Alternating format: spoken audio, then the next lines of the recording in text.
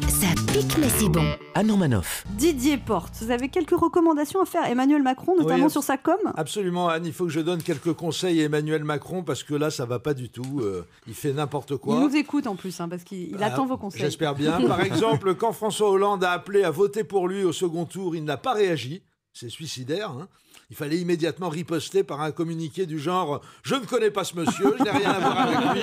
Qui êtes-vous? Laissez-moi tranquille ou j'appelle mon officier de sécurité. » François Hollande qui appelle à voter pour toi, tu imagines la poisse qu'il te colle. C'est un coup à faire au second tour le même score que Cheminade au premier.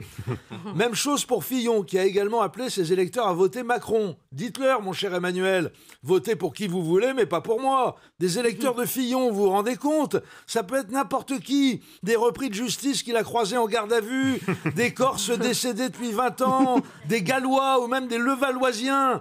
On ne peut pas accepter les voix de n'importe qui, mon cher Emmanuel. Par exemple, il n'est pas du tout à exclure que le Front National appelle à voter pour vous au second tour. Vous avez une idée du niveau moyen de culture générale des élus du FN ?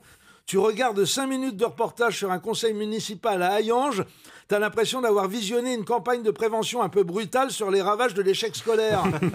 Et pour peu qu'ils réalisent à quel point ils sont nuls, au Front National, ils sont capables de donner des consignes de vote en votre faveur, Emmanuel. Récusez-les énergiquement. Si je peux me permettre une autre recommandation, mon cher Emmanuel Macron, le soir du second tour, ne nous refaites pas le coup d'aller fêter votre victoire en compagnie d'amis du showbiz avec la rotonde à Montparnasse dans le rôle du Fouquet's aux Champs-Élysées. Quelle grossière erreur de com'. Même si la rotonde n'est pas la gargote la plus huppée de la rive gauche, pour les agriculteurs et autres chasseurs-cueilleurs qui vivent dans les zones de réensauvagement au-delà du périphérique, elle présente toutes les apparences d'une cantine à Rupin où l'on s'en met plein la lampe. Pour vous dire à quel point la nourriture y est ordinaire, sachez que c'est la cantine d'Éric Zemmour, lequel n'a plus l'usage de sa vésicule biliaire pour digérer, puisqu'elle lui sert désormais exclusivement à écrire ses livres. En attendant, aux électeurs, le coup de la rotonde leur est resté en travers. Désormais, si un candidat à la présidence veut aller fêter sa victoire avec des amis, direction le kebab du coin. Ah oui.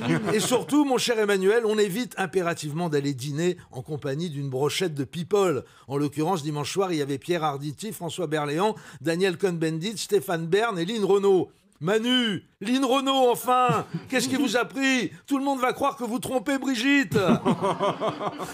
Par contre, vous avez bien fait d'inviter Stéphane Bern. Interrogé par un journal le lendemain de la soirée fatale, Stéphane a déclaré « Le menu n'avait rien de somptueux, il y avait quelques radis, des croque-monsieur coupés en 4 et une coupe de champagne. C'était très simple, il n'y avait rien de bling-bling, au contraire, ou alors le prix du radis a singulièrement flambé. » Fin de citation. C'est bien parce qu'on sent qu'il était sincèrement outré que vous l'ayez obligé à bouffer des radis, ce brave Bern. En attendant, si vous cherchez des adresses de rades vraiment bon marché pour aller y fêter votre victoire, mon cher Emmanuel, adressez-vous à un des chroniqueurs de Ça pique, mais c'est bon, on a l'habitude des privations. Europe 1, ça pique, mais c'est bon.